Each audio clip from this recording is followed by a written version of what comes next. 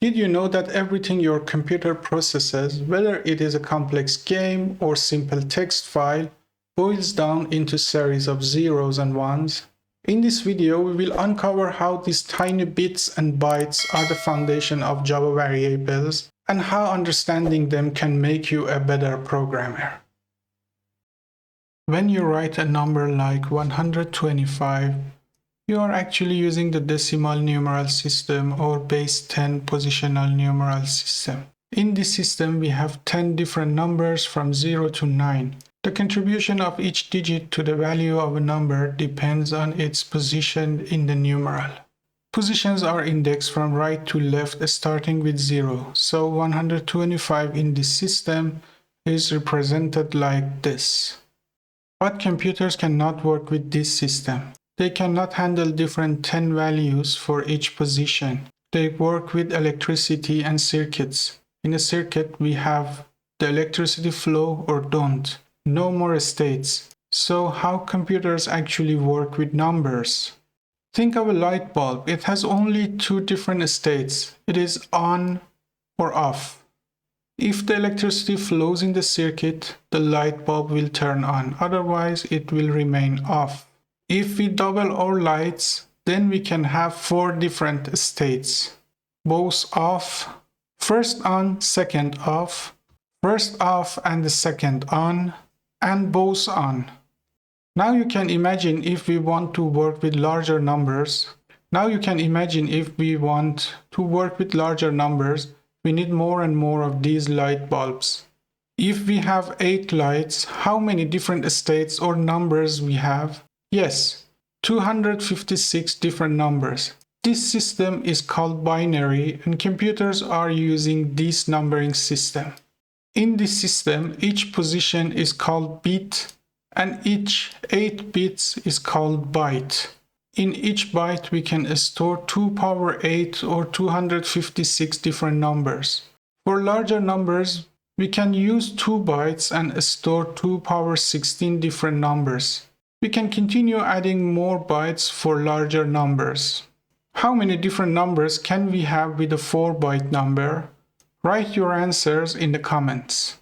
Now that we understand how computers represent numbers, let's see how Java lets us use these numbers in programs through variables. What are variables? In programming languages, variables are containers that store values. Like the real world, containers have different types, sizes, and labels describing what is in the container. Variables also have type, size, name, and value. Java has 3 different sets of variable types: numeric, character, and Boolean data types. Java numeric types are integer types for storing whole numbers are byte, short, int, and long. And floating point types for storing decimal numbers are float and double. A byte can store numbers in this range, useful for small data values like age or status codes. Short is 2 bytes and can store numbers in this range. Int is 4 bytes and can store large numbers, as you can see here. Long is the longest integer type in Java and is made of 8 bytes and can store a very large integer number. Float type in Java is 4-byte floating point number that can store numbers in this range with 6 decimal digit precision.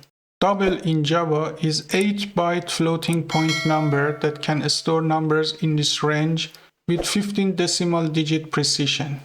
Char type is used for a single character. It is 2 bytes in size and can store about 65,000 different characters. It is enough for UTF-16 standard encoding that tries to standardize all characters in the world. And finally, a Boolean type that stores logical values of true and false, and its size is only 1 bit. Now that you know how computers work with values and what Java primitive types are, we can continue other topics like how to declare a variable and initialize it with a value, and how we can convert different types to each other. To declare a variable, we need its type and name like this.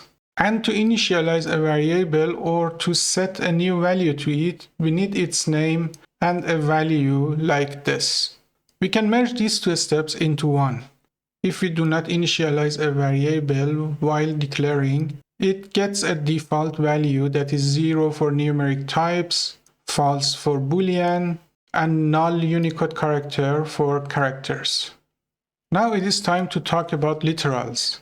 A literal is a fixed value directly assigned to a variable in code, like 25 here.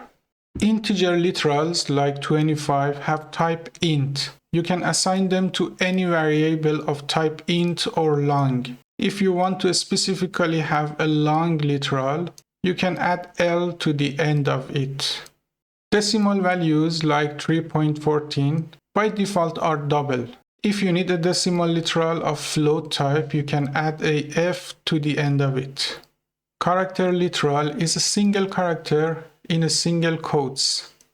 Sometimes we need to convert one data type to another. It is called typecasting and tells the compiler to treat a variable of one type as another type. There are two types of typecasting. Implicit typecasting or widening casting. This happens automatically when a smaller data type is converted to a larger data type and no data loss occurs in this process. And explicit typecasting or narrowing casting. This is required when a larger data type is converted to a smaller data type. Data loss can occur if the value of the larger data type exceeds the range of the smaller data type. You have to be cautious when working with variables to avoid some common mistakes. Using a data type that is too small to store a particular value can lead to data loss or unexpected behavior. For example, using a byte to store a large number might result in overflow. Also, using a variable before assigning a value to it can result in unpredictable behavior. Always initialize variables before using them. And always remember that floating point numbers are not always precise due to their binary representation. By understanding and avoiding these common mistakes, you can write more reliable and efficient Java code.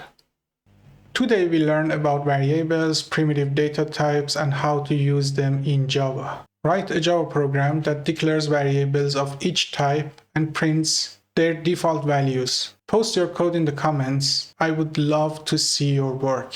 If you found this video helpful, please like, share, and subscribe for more Java tutorials. Happy coding and see you in the next video.